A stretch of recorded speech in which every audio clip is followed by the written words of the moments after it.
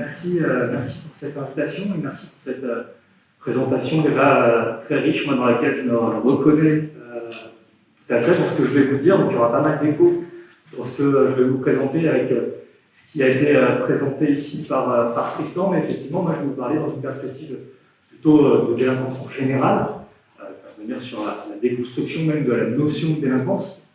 Mais j'ai tenté quand même de faire des petits ponts, mais je ne suis pas spécialiste ni des violences sexuelles, ni de la prise en charge des interventions auprès des auteurs de violences sexuelles, mais tenter de faire des petits ponts, des ouvertures pour nourrir la discussion. Donc cette notion donc, de désistance, je vais revenir sur les différents termes qui sont employés pour en parler, elle a vraiment pris son envol en France depuis vraiment une dizaine d'années, avec la publication notamment de deux ouvrages collectifs sur la question, au début en 2011-2012. Et elle s'appuie sur des travaux qui se sont structurés, notamment dans le champ anglo-saxon, depuis les années 90 au moins. Sans revenir sur tous ces travaux-là, on peut finalement commencer par résumer de quoi il est question par une question. Quels sont les enjeux par une question? Comment sort-on de la délinquance? Et à ce niveau-là, on pourrait commencer par apporter deux réponses simples, très naïves, vous allez le voir, mais qui permettent à mon sens, de situer les termes du débat. Voilà. Je vais me lever un peu parce que avec les points, je vois pas tous et toutes. Quelle réponse on peut apporter à comment sortons de la délinquance? Il suffit d'arrêter de commettre des infractions. C'est simple. Sortir de la délinquance, c'est arrêter de commettre des infractions. Mais il y a une autre réponse, presque encore plus simple. Il suffit que la justice arrête de condamner les gens. Ça paraît effectivement bête, mais tout l'enjeu il est là. C'est-à-dire, il ne suffit pas de transgresser une norme, il ne suffit pas de transgresser une norme pénale pour être considéré comme un délinquant ou une délinquante. Il y a une quinzaine de jours, j'étais devant les futurs magistrats à l'École nationale de la magistrature, et je leur posais cette question, qui parmi vous n'a jamais commis d'infraction? Et il y a deux personnes qui ont levé la main. Mais personne ne semble considérer les magistrats eux-mêmes comme des délinquants. Donc l'importance, c'est de garder dans la perspective de la résistance, dans la perspective des sorties de délinquance, cette double perspective en permanence. S'intéresser au comportement, certes, s'intéresser au parcours, aux trajectoires et aux actes qui sont commis, mais également s'intéresser au fonctionnement. Alors, moi plus particulièrement, je vous en entrer, c'est le système pénal, mais s'intéresser au fonctionnement du système pénal et à l'ensemble du système socio-sanitaire, médico-social qui intervient autour de ces questions, qu'il y ait ou non condamnation. C'est ce qu'on appelle, du coup, dans la criminologie de la réaction sociale par rapport à la criminologie du passage à l'acte. Et donc, il y a une grosse opposition dans ce champ de recherche autour de ces deux enjeux. Et dans la question des sorties de délinquance, c'est fondamental de les croiser, d'avoir les deux ensemble en permanence.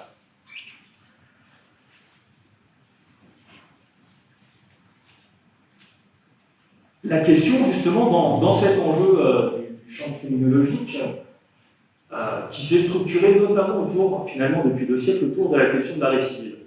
Depuis 2 siècles, vraiment, que ce soit les chercheurs ou que ce soit les institutions qui travaillent autour de la délinquance, il y a cet enjeu de comment éviter, comment expliquer la délinquance, le passage à l'acte, et comment éviter la réitération d'infractions. Et donc ça s'est cristallisé autour de ces deux dimensions que j'évoquais, et on pourrait résumer finalement avec d'un côté, en essayant de rendre justice à ces deux tendances, une tendance que j'appellerais utilitariste, c'est-à-dire que l'idée justement de ces chercheurs de cette tendance, c'est de dresser une théorie générale sur la délinquance ou sur certains types de délinquance pour réussir à en expliquer les causes, avec en même temps la volonté de doter les institutions d'outils censés être plus efficaces, mais qui ont évolué au fil des époques. Depuis 2 siècles, il y a plein d'outils qu'on ne penserait plus à utiliser parce que simplement ils ont montré la preuve de leur inefficacité. Et cette tendance, du coup, se focalise sur l'évitement, sur le passage à l'acte. enfin sur l'évitement du passage à l'acte. Et puis il y a toute une série d'approches plus critiques qui mettent l'accent du coup sur la manière dont les institutions participent elles-mêmes à la création, en tout cas à la construction, à la sélection des phénomènes de la délinquance, et parfois à travers la stigmatisation ou à travers l'ancrage dans des carrières délinquantes. Ils participent aussi, à leur corps défendant évidemment, c'est pas une mise en cause, à amplifier les choses. Et donc, on pouvait se demander, depuis une dizaine d'années, depuis 30 ans plus largement, est-ce que parler de désistance provoque un changement dans cette manière de penser, dans cette manière d'intervenir de la part des institutions? Est-ce que finalement il y a un consensus? On dit souvent que la question de la désistance et de la sortie de délinquance fait consensus dans le champ académique autour de cette question. Et bien, en réalité, non. En réalité, le clivage entre approche critique et approche plus utilitariste, qui persiste. Et il s'est même rejoué et cristallisé autour de cette question de sortie de délinquance. Donc je vais essayer de donner des pistes de réflexion par rapport à ces enjeux, et en disant, je pense que vous l'aurez compris, sans cacher que je m'inscris dans mes travaux, particulièrement dans les approches critiques de la réaction sociale, mais en essayant du coup d'avoir quand même un regard sur les parcours, évidemment, et sur l'évolution des comportements. Ce que je vais vous présenter ici, c'est les résultats, alors en partie, la théorisation que j'avais faite dans le livre dont Tristan a parlé, alors en introduction de ce livre, mais à l'époque, je n'avais pas fait de recherche empirique de terrain sur ces questions. Il se trouve qu'il y a un rapport tout frais que je viens de remettre avec une équipe de recherche franco-suisse à la mission de recherche droit et justice, qui devrait être rendu public d'ici quelques semaines, et donc je l'ai achevé, on l'a achevé précisément cette semaine, donc je vais vous présenter un petit peu ça, et il se trouve que, sans qu'on soit coordonné, mais Aurélie Stoll, qui interviendra cet après-midi, a participé, du coup, et membre de cette équipe de recherche, avec également Manu Jenny, qui est criminologue en Suisse, et Alice Gaillard, qui est sociologue en France. Donc je vais vous présenter un peu les grandes lignes, et en commençant par une clarification sémantique, puisqu'il y a différents termes qui sont utilisés pour parler du même phénomène finalement, et peu importe, j'aurais tendance à dire peu importe le terme qu'on utilise, puisque l'enjeu est toujours le même, comment sortons de la délinquance, mais simplement ces termes ne sont pas utilisés par les mêmes personnes et pas tout le temps dans la même perspective. Ces trois termes, ce sont donc désistance, qui est repris et au pluriel, ce que je trouve intéressant, puisque ça montre la diversité des approches à l'intérieur de cette perspective, dans le titre du colloque. Sortie de délinquance, que j'ai déjà beaucoup utilisé. Et puis, je vais vous proposer une troisième notion qui est pas mal aussi utilisée, mais pas uniquement sur la délinquance, la question du désengagement délinquant. Moi, à titre personnel, dans mes travaux, j'ai déjà utilisé chacune de ces notions en fonction justement de à quel public se destinaient les interventions. Le terme de désistance, il est privilégié au sein soit du champ vraiment de la criminologie au sens strict, soit parmi les institutions socio-judiciaires, médico-sociales qui interviennent directement auprès d'auteurs d'infractions. Et d'ailleurs, le terme lui-même rend compte de ça. On parle de désistance, mais on ne dit pas de quoi il s'agit de se désister. Désistance, en anglais, le terme c'est désistance from crime, et l'importation de ce concept en France a fait qu'on parle juste de désistance tout court, puisque ce terme est employé pratiquement uniquement dans des institutions spécialisées. Je donne toujours un effet, alors je ne sais pas si parmi vous, si tout le monde était familier de ce terme, mais en tout cas, déjà à l'intérieur de ce champ, c'est pas très commun, et alors à l'extérieur, il y a toujours un effet un peu d'étonnement ou de sidération autour de ce terme. Et donc, c'est une de ces limites, d'avoir un peu la tête dans le guidon. Le terme de sortie de délinquance, il est beaucoup plus facilement compréhensible, il est plus générique, directement, et il est plutôt ancré aussi dans les gens qui l'utilisent, dans les sciences sociales, la sociologie en particulier. Ce qui a un avantage, c'est que ça permet, quand on étudie les sorties de délinquance, de rapprocher ça d'autres travaux qui ont été faits, pas uniquement sur la délinquance, mais par exemple sur les sorties de toxicomanie, sur les sorties de rue pour les personnes sans domicile, etc., etc. Donc, dans le champ plutôt de la sociologie de la délinquance. Et enfin, parler de désengagement. Moi, je vous parle ici, je vais vous parler peut-être un peu plus de désengagement, mais ça permet d'élargir encore la perspective. Et ça répond à une des remarques qui a été faite par Christian tout à l'heure, ça permet aussi de considérer des comportements qui sont particulièrement stigmatisés, et alors, sur le cas des auteurs de violences sexuelles, encore plus stigmatisés peut-être. Je vais peut-être apporter une nuance là-dessus dans la discussion. Mais en tout cas, qui sont très très chargés moralement, qui sont très connotés, et qui rendent difficile d'appréhender ces comportements. Et parler de désengagement, en fait, on peut l'appréhender en termes de parcours, de la même manière que plein d'autres comportements. Il y a notamment des travaux très riches qui ont été faits sur le désengagement militant, sur le désengagement professionnel, en sociologie du travail, etc. Et donc ça ouvre des perspectives et essayer de se détacher de tout l'étiquetage, en tout cas, de prendre conscience de l'étiquetage qui, finalement, contribue à l'ancrage dans des parcours de délinquance. À partir de là, je vais vous proposer une définition. Alors, une définition qui va s'éloigner de l'idée simple sortir de la délinquance, c'est justement arrêter ou réduire significativement les infractions. Je vais essayer d'apporter d'autres éléments. Alors, la définition que je propose, c'est une définition un petit peu académique, mais je vais revenir sur les différents points et les enjeux que ça implique au niveau des interventions. Alors, moi, je vous propose de parler de processus interactif de distanciation à l'égard des activités illégales. Processus interactif de distanciation à l'égard des activités illégales, qui implique tant les comportements que les représentations collectives, et qui conduit à ne plus être considéré comme délinquant. Il y a trois éléments sur lesquels je voudrais revenir dans cette définition. D'abord, c'est un processus. C'est le premier mot de la définition. Un processus, c'est donc pas un état à un moment donné. Ça suppose d'évaluer, ou en tout cas de s'intéresser au parcours sur un temps long, sur un temps qui ne se résume pas à une évaluation. L'évaluation qui peut être le temps soit du début de la prise en charge, soit même le temps de l'évolution entre le début et la fin de la prise en charge, est trop court pour cerner des processus relevant de la résistance, du désengagement. Mais surtout, ces évolutions, quand on parle de processus, elles ne peuvent pas être uniquement des évolutions individuelles. Et il faut aussi tenir compte des évolutions du contexte. C'est-à-dire le fait que les comportements sont ancrés dans des structures politiques, des structures territoriales, des structures économiques, des relations sociales, etc. Et donc avoir la perspective la plus large, quand on parle de parcours, ce n'est pas le parcours individuel uniquement. Deuxième élément de la définition, le désengagement délinquant implique des comportements individuels et des représentations, et j'ai insisté sur des représentations collectives. Parce que la norme, que ce soit la norme pénale ou que ce soit la norme sociale en général, ne cesse de varier dans le temps.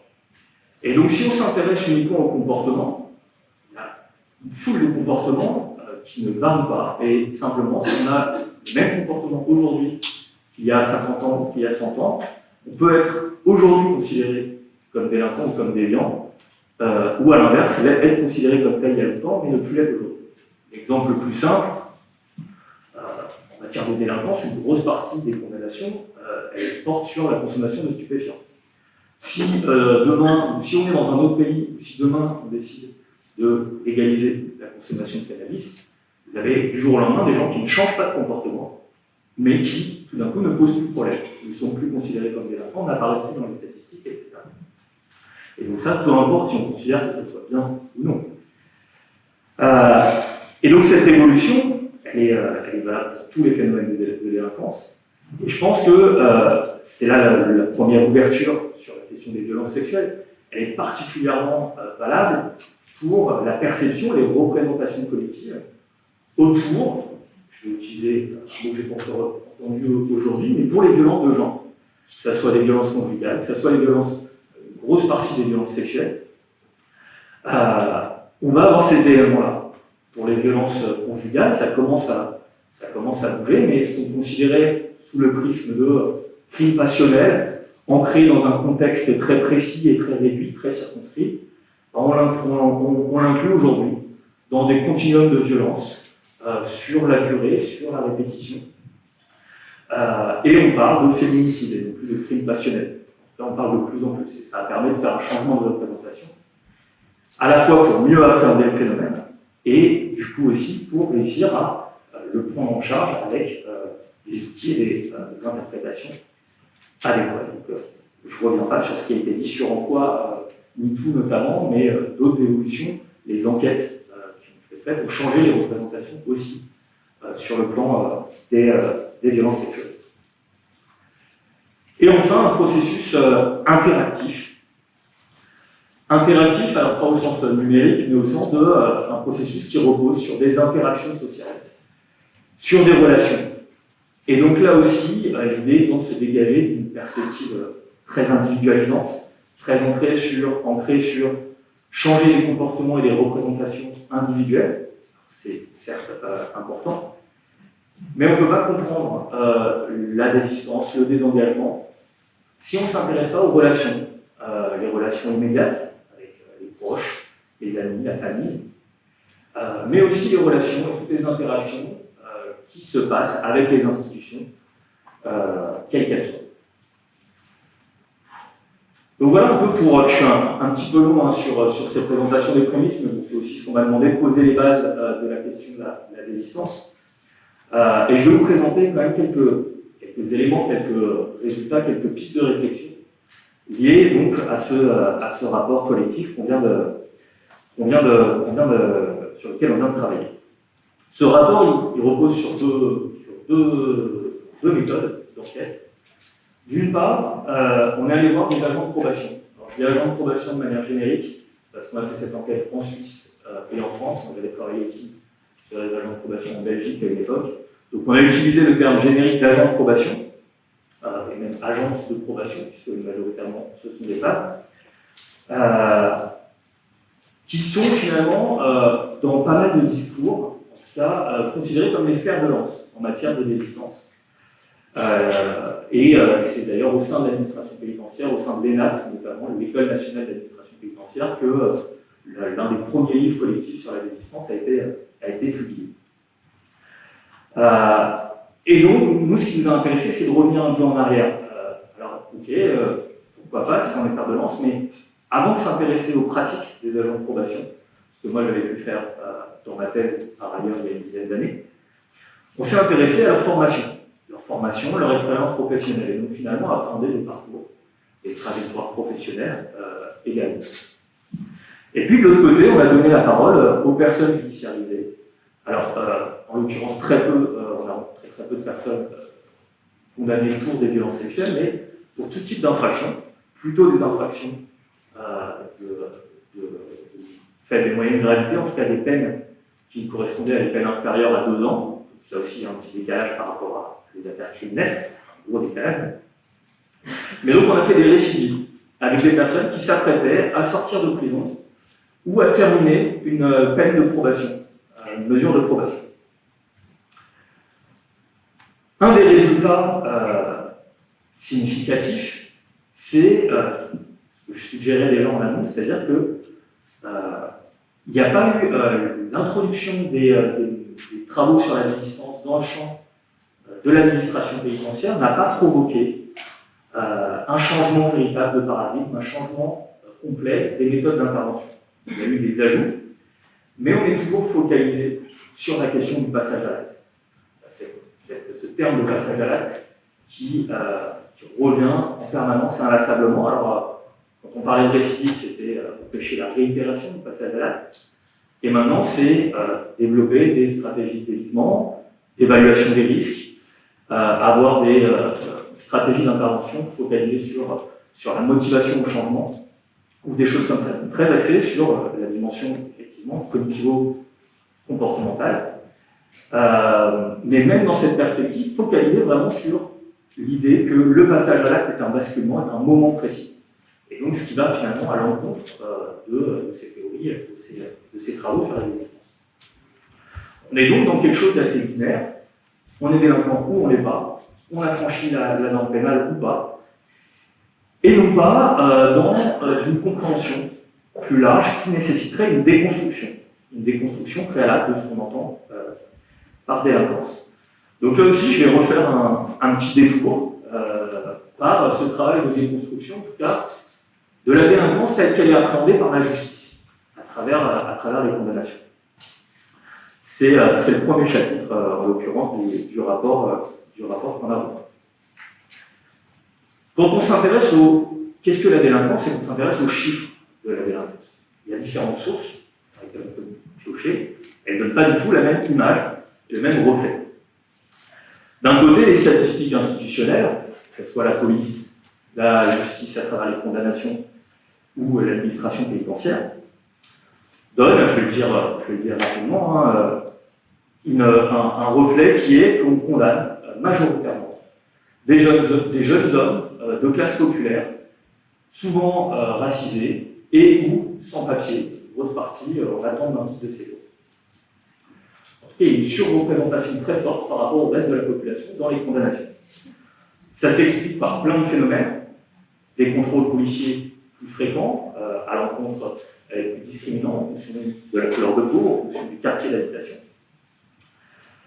Ça s'explique par un mode de traitement par la justice qui finalement fait en sorte que les personnes qui présentent ce type de caractéristiques soient plus souvent finalement ciblées et avancent entre guillemets plus loin dans le système pénal. C'est-à-dire que à infraction égale et à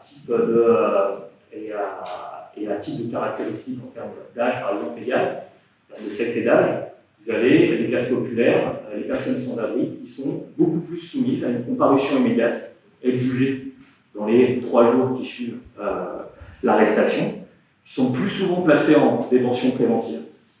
Or, quand on utilise ces modes de traitement par la justice, on punit plus sévèrement aussi, on est plus facilement exposé à des peines de prison ferme. Donc là, il y a tout un ensemble de mécanismes qui jouent, qui font qu'on a une part, certes réelle de la délinquance qui apparaît, mais qui est une part très filtrée par le système pénal. Et de l'autre côté, il y a d'autres sources. Elles ont été en partie évoquées, notamment des enquêtes de victimation, qui sont menées auprès d'un grand échantillon de la population en général, et on demande aux personnes les phénomènes dont elles auraient pu être victimes au cours d'une certaine période, au cours de l'année écoulée ou au cours de leur vie. Et c'est grâce à ces enquêtes que, notamment, on a pu, parallèlement effectivement à la libération de la parole sur les réseaux sociaux, mais ces enquêtes ont permis d'objectiver notamment l'ampleur des violences sexuelles qui continuent d'être largement sous-estimées. L'enquête Virage, qui était question tout à l'heure, finalement aboutit, si on réduit l'ensemble des chiffres qui sont bien nuancés, exposés, etc., à une donnée qui me semble très caractéristique, montre que seul un viol sur 100 aboutit à une condamnation sur le plan pénal. Ce qui est énorme, c'est le même ratio pour les agressions sexuelles, environ une agression sexuelle sur 100. Alors ça passe déjà par le fait que ces violences soient tues, qu'elles ne fassent pas l'objet de plaintes, mais même quand il y a des plaintes qui sont déposées, elles sont plus difficilement prises en charge, plus difficilement condamnées par le système pénal. Ce n'est pas forcément une invitation à plus de répression à ce niveau-là, à partir du moment où la violence sexuelle est une violence massive. Il faut aussi réfléchir à d'autres moyens de la prendre en charge et de protéger les victimes. Mais en tout cas, le reflet qu'on en a est très, très limité. Et c'est également valable, ça a été dit aussi tout à l'heure, pour la délinquance en col blanc. Et sur la délinquance en col blanc, un des enjeux, que ce soit la délinquance politique, que ce soit la délinquance économique, un des enjeux, c'est que c'est un type de délinquance qui a des systèmes parallèles de régulation. C'est-à-dire qu'avant d'arriver devant la justice, vous avez d'autres administrations, d'autres agences qui vont faire une régulation infralégale soit disciplinaire, soit simplement, par exemple pour la fraude fiscale, l'administration fiscale préfère récupérer des amendes plutôt que d'envoyer des dossiers au pénal, dans la majeure partie des cas. Quel effet ça va avoir? Depuis ce matin, il y a eu plusieurs pour le début de matinée, mais il y a eu plusieurs évocations. Moi, le premier, du fait qu'on avait accès qu'à une toute petite partie de la délinquance. Et en particulier en matière de violence sexuelle. On a affaire à toute une partie visible est vraiment très très minoritaire. Mais ce n'est pas le seul enjeu. C'est une vision tronquée, mais c'est aussi une vision très déformée. C'est-à-dire que celle dont on a connaissance ne correspond pas ou correspond très peu au déroulement des violences sexuelles, notamment, en général, d'après ce qu'on sait des enquêtes de victimation. Et donc, il y a ce qu'on a appelé un effet de loupe.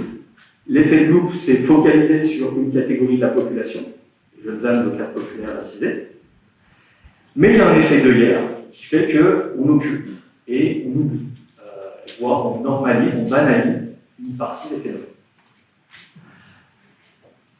Et à ce niveau-là, sur la déformation des violences sexuelles, moi je voulais évoquer les travaux d'une sociologue qui s'appelle Océane Perona, et qui a travaillé sur comment les policiers et comment les magistrats du parquet se saisissent des affaires de violences sexuelles dont ils ont connaissance.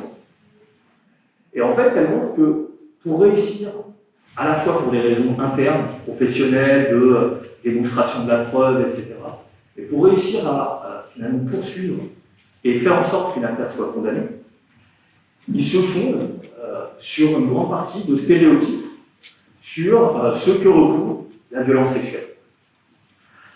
Et ces stéréotypes, ils sont donc non seulement liés à des fonctionnements internes du système pénal, mais sont plus largement liés à des stéréotypes qui traversent la société, à finalement une absence de prise en compte de ce qui relève de la domination masculine et de comportements liés au masculinisme dans la société. En l'occurrence, quand on regarde l'effet de loupe, si on regarde les condamnations, et notamment si on regarde les condamnations pour crimes, on s'aperçoit qu'il y a quand même une grosse partie dans les crimes, une majeure partie de viols qui font partie des crimes qui sont punis, et que globalement, on peut toujours évidemment avoir une échelle de perception qui évolue, mais qui globalement sont jugés et punis sévèrement quand ils sont punis. En tout cas, souvent à la court terme, très majoritairement à la court terme, mais souvent un certain nombre d'années. Mais c'est la majorité de ces affaires concernent des viols commis à la base par inconnus, qui sont du coup commis après enquête, par inconnus de la victime. Les auteurs sont issus de classes populaires et souvent la nuit et avec violence. C'est le stéréotype par excellence du viol qu'on voit dans les films, qu'on voit dans pas mal de représentations culturelles et médiatiques.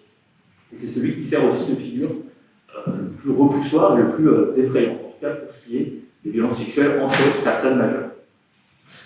Or, on sait, j'imagine que d'autant mieux, que la majorité des violences sexuelles sont commises par des proches, soit au sein de la famille, soit par un conjoint, soit par un ex-conjoint. Et ces affaires-là, en l'occurrence, sont très peu appréhendées, même si j'imagine que vous en voyez un certain nombre. Et c'est massivement ces affaires-là qui passent inaperçues et pour lesquelles on a justement ce mécanisme de personnes qui présentent bien, de personnes qui ne posent pas de problème, de personnes pour lesquelles on va du coup minimiser parce qu'ils ne correspondent pas à l'image, aux stéréotypes qu'on a de la délinquance.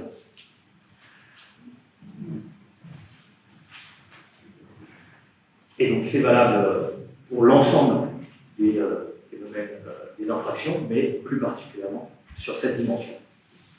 Alors il me reste un quart d'heure, c'est bien ça, il me reste un quart d'heure, donc je vais arriver aux véritables, voilà, aux conclusions sur l'enquête de terrain proprement dit. Parce que là c'est finalement ce que nous apprennent les travaux qui ont été menés depuis 50 ans sur les institutions pénales, les travaux récents, les enquêtes que moi j'ai pu mener sur la justice. Mais là, l'enquête de terrain, cette façon qu'on a produite, je vais vous en parler à présent. D'abord, au niveau de la probation. Qu'est-ce que ce double enjeu là que je viens d'évoquer a comme effet et quelles répercussions ça a sur le travail le travail des CEDIP, le travail donc, des agents de probation. Pour ça, on s'est intéressé, donc, je redis, à deux critères en particulier, on aurait pu en prendre d'autres, mais quelle formation initiale les personnes recrutées ont suivi, et quelle était leur expérience dans d'autres domaines, notamment, quelle était leur expérience dans d'autres domaines professionnels.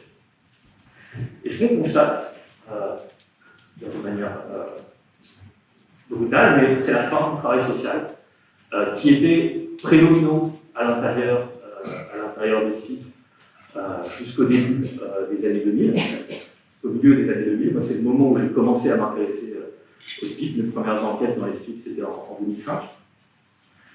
Et donc j'ai vu, j'y retourne régulièrement, donc j'ai vu les évolutions, je les ai mesurées également.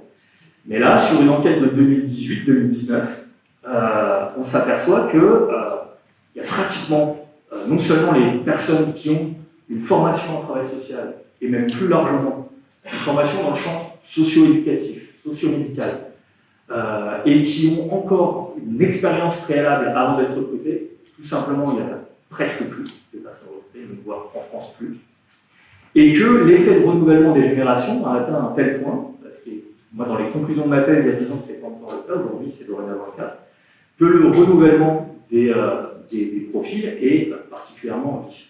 En Suisse également, on a pu constater la même tendance, simplement avec 10 ans de décalage, grosso modo. Et donc, même depuis l'enquête qu'on a faite en 2019, on s'aperçoit que dans des services qui étaient très majoritairement encore, à l'époque, constitués de personnes qui disposent d'une connaissance, qui disposent d'une expérience pour orienter sur le plan de l'insertion, orienter sur le plan des structures d'aide socio-éducative, ne sont plus là. Petite parenthèse à ce sujet-là, l'administration pénitentiaire évoque ce sujet parfois, et donc, notamment en France, il y a une idée que les SPIC seraient devenus pluridisciplinaires, en tout cas une volonté d'aller vers des SPIC pluridisciplinaires dans les discours. Pour ça, il y a eu une campagne de recrutement, notamment d'assistantes sociales, de psychologues qui sont censés intervenir en soutien dans les services. C'est très difficile d'avoir accès aux chiffres, puisque l'administration pénitentiaire ne communique pas sur les chiffres des différentes catégories de personnel. C'est un chiffre global des personnels des SPIC. Mais à travers les enquêtes de terrain, à travers différents supports, on a des éléments qui montrent que à certains endroits, il y a une assistante sociale pour 5000 personnes judiciarisées. En discutant hier sur certains départements, on avait aussi le même constat. Une assistante sociale pour tout un département. À l'inverse, sur la pluridisciplinarité, les SPIC ont détaché beaucoup de surveillants pénitentiaires. Des surveillants qui suivent parfois des mesures de bracelet électronique à la place ou en complément d'agents de probation. Alors il y a bien sûr un problème de manque de moyens, un problème de nombre de personnel. Mais en tout cas, cette idée qu'il y aurait toujours une place accordée au travail social dans les SPIC est très très marginale. Parallèlement, il y a quand même un renouvellement à d'autres profils, des profils plus atypiques que ceux qu'on avait l'occasion de voir, des profils qui n'existaient pas encore, moi, il y a 10 ans dans mes précédents travaux, qui sont des personnes qui ont été formées dans des écoles de commerce, de management, de gestion. Alors, au niveau des cadres, mais pas uniquement, également au niveau de la prise en charge de première ligne, au niveau des agents de probation. D'après les chiffres de l'ENAP, l'école d'administration pénitentiaire, c'est près de 15% des nouveaux recrutements qui ont ce profil aujourd'hui. Mais surtout, et ça c'est une tendance qui est beaucoup plus ancrée, beaucoup plus profonde, c'est la prédominance d'universitaires fortement diplômés qui sortent de la fac avec un diplôme de droit, avec un master de droit, ou avec une formation en criminologie. Là aussi, on a une distinction entre la Suisse, où il y a un diplôme, un master de criminologie labellisé, et en France, où il y a des formations en criminologie, mais qui ne sont pas labellisées comme telles. Mais donc des personnes qui ont un haut niveau d'études, qui ont très peu, et en général zéro expérience préalable dans d'autres secteurs professionnels, qui passent le concours et sont recrutés en sortie d'études, souvent avec plein de bonnes volontés, avec une volonté d'aide, avec une volonté d'intervenir, mais avec finalement une méconnaissance des outils d'intervention, des outils de travail relationnel, même s'il y a des formations qui sont mises en place à l'ENAP ultérieurement. Mais du coup, il y a un déficit structurel à la base des personnes qui sont recrutées pour accompagner dans les parcours. Il y a plus une logique finalement d'expertise, une logique d'évaluation qui est mise en place et qui correspond aux différents outils qui ont été développés. Et donc, quand on fait des entretiens, les agents de probation sont les premières à nous dire, à faire des constats. On leur demande qui sont les personnes que vous avez à prendre en charge. Et alors là, oui, il y a massivement des problèmes de régularisation administrative pour des papiers, mais simplement pour refaire aussi, pour des personnes qui ont la nationalité, refaire des papiers, refaire des dossiers de RSA, etc. Notamment après un passage en prison. Des problèmes d'accès à l'emploi, des problèmes de logement. Donc tout ça, c'est des constats qui sont extrêmement partagés par tous, et qui sont corroborés par les statistiques et par ce que je vous ai indiqué tout à l'heure.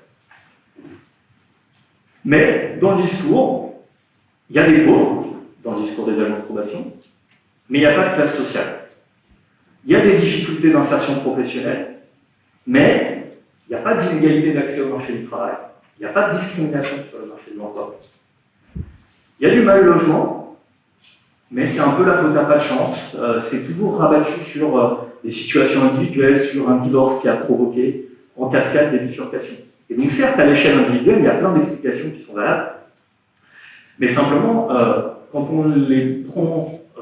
prend le panorama général, là on a d'autres explications beaucoup plus structurelles qui n'interviennent pas dans la compréhension. Et à mon sens, il y a un enjeu là, justement, lié à la formation et à l'expérience, qui fait que c'est difficile de mettre en adéquation ces différentes interprétations.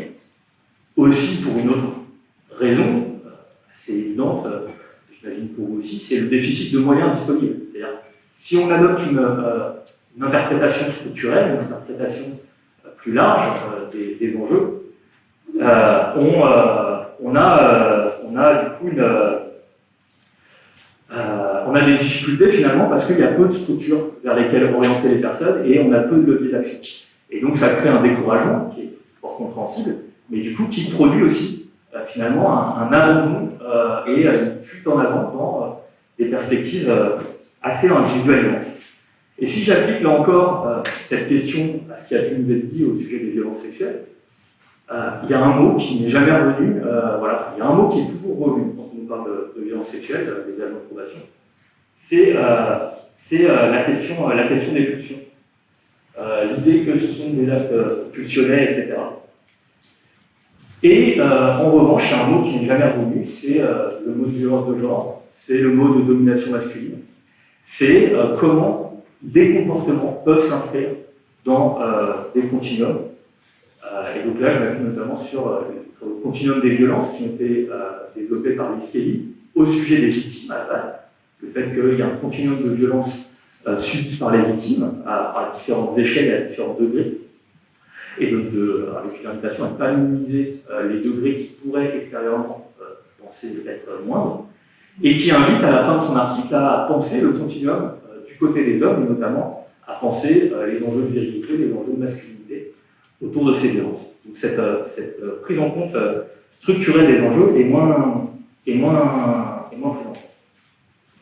J'en reviens maintenant sur les 5 minutes, mais donc 3 minutes maintenant qu'il me reste, à une ouverture du coup à partir des récidives.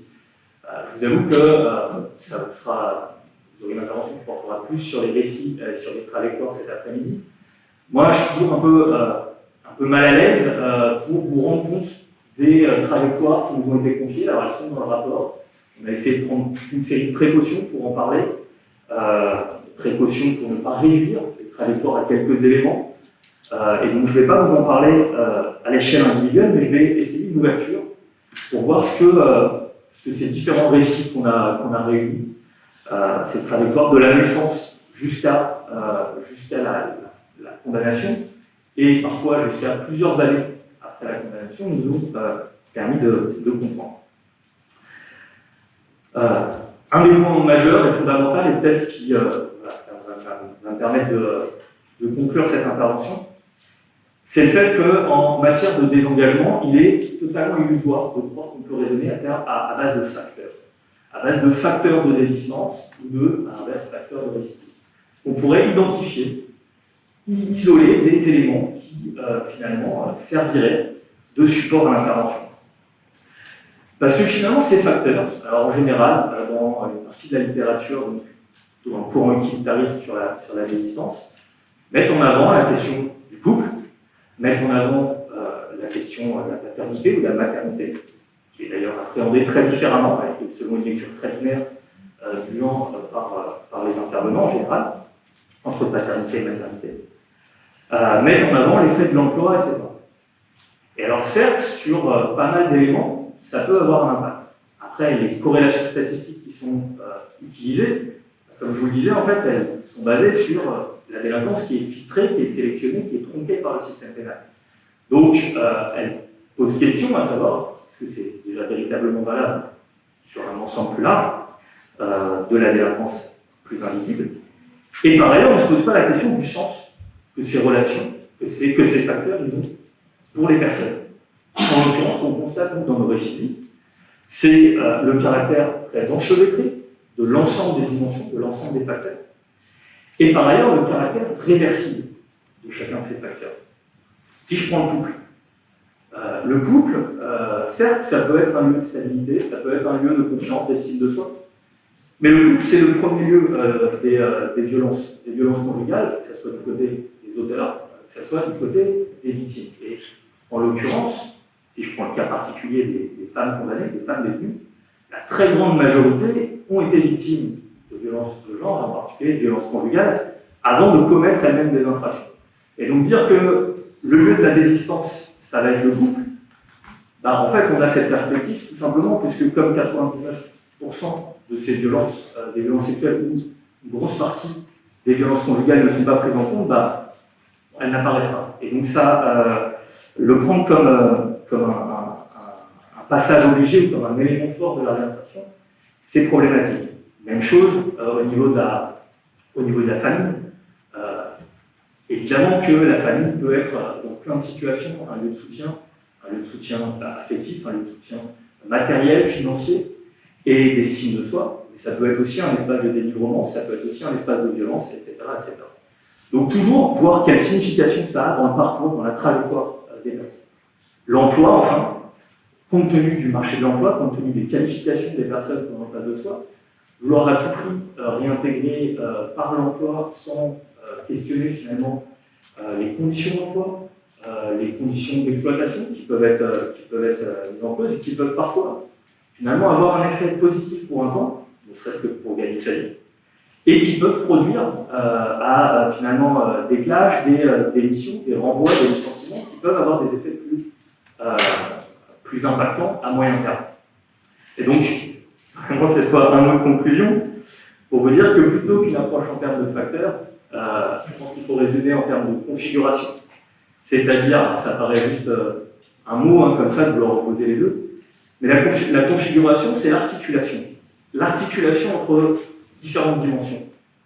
Prendre en compte la socialisation antérieure, socialisation qui est différenciée en fonction du genre, en fonction de la classe sociale, en fonction des rapports de racialisation. Une socialisation, du coup, qui va impacter différemment les trajectoires des uns, des unes et des autres. Prendre en compte les relations, comment elles se structurent, comment elles interviennent, à quel moment elles interviennent dans le parcours de quelqu'un. Et enfin, prendre en compte, dans ces configurations, l'effet de l'intervention, des interventions institutionnelles, comment elles peuvent ou non favoriser les conditions d'autonomisation, puisque il faut prendre acte du fait que la plupart des personnes ciblées par la justice ou reconnues en tant que délinquantes sont dans des situations de précarité, du fait d'un ciblage, mais des précarités réelles. Donc, comment favoriser les conditions de leur autonomisation?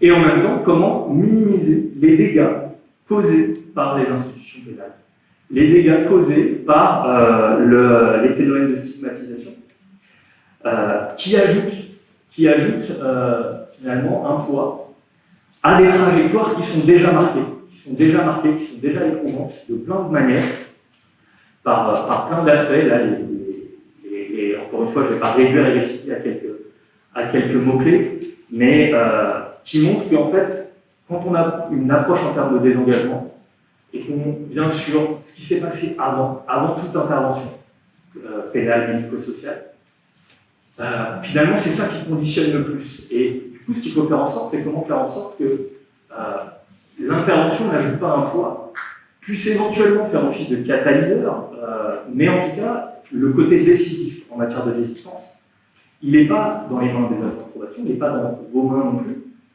Et du coup, il faut avoir conscience qu'il y a plein d'éléments qui jouent. Il n'est pas dans les mains des chercheurs, évidemment, bien entendu, et qu'il y a plein d'éléments qui jouent en amont, et qu'il faut du coup avoir une perspective à la fois très modeste, mais aussi une perspective très large sur la prise en compte de ces enjeux, pour pouvoir espérer avoir une influence progressive sur ces trajectoires.